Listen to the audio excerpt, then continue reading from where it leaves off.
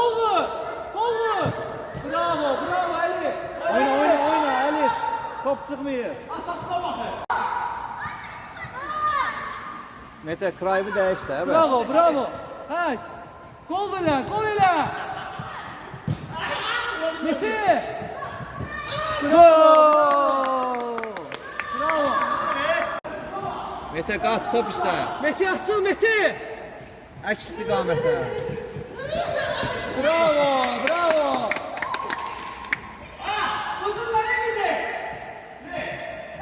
Azer dur ayağa. Lazım ki Allah ömür. Maksud Allah onları. Malades. Ay necə çəkir? Azarsın hamısı. Topa Azar. gel bir bakalım oyuna bakalım. Birinci yan.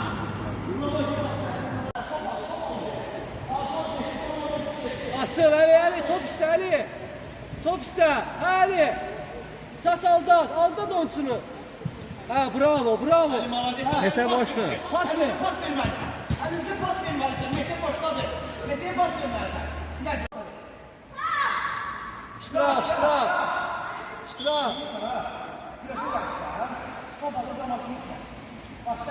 Ha, gol vur Ali. Gol vur. Ha, gol vur. Ha Mete.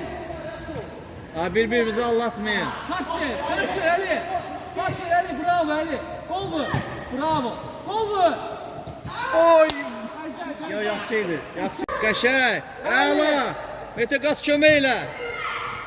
Dəymə, görə ara gedir o. Ay.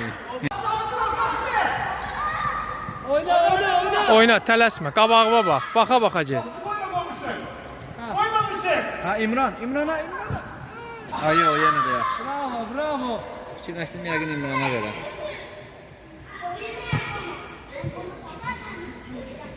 Malades hadi. Bravo Besler.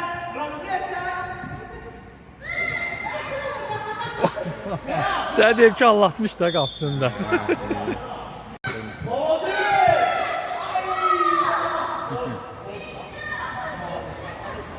Qəşəng Qarabağlılar.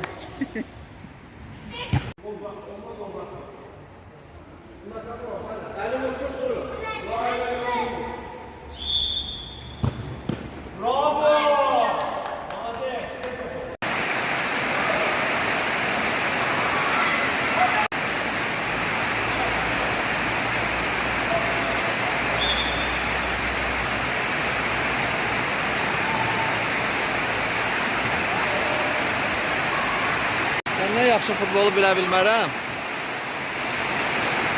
Amma ədalət var da bu məsələsi. Ki var var. Başın sağaldı, değil mi? Qıdırırlar. Mete əslində arıqlamayıb.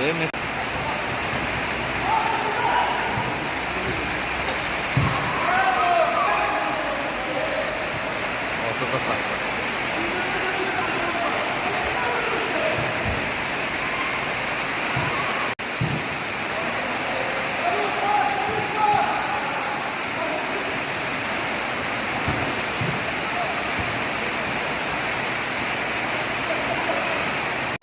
Haydi Mehdi.